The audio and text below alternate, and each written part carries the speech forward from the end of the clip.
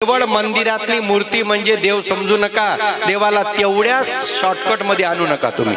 मूर्ती तर फक्त तुमच्यासाठी एक भाव आहे, मूर्ती तुमच्या भक्तीला जागृत करण्यासाठी फक्त एक लक्षण आहे। बाकी देव कुठं आहे?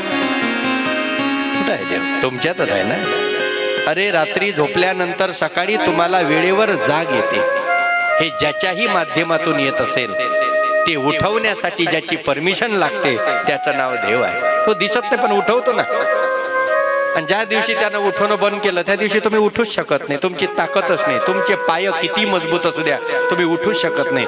उठवणारा गेला का तुम्हाला उठवाले चौघ येते। मग राम नाम सत्य है, समजून जाव शेल सरले। बरं, बाकी घड्याळीतले शेल सरले तर नवीन टाकता येते, याच्यातला एक डाव शेल खतम झाला का दुसरा टाकायची व्यवस्था नाही तर लोकांना तर शेल पहिलेच घरी आणून ठेवले असते। म्हातारा झाला काय, चला आण शेल टाक। हे बरं झालं बा, हे व्यवस्था ठेवली नाही आपल्या।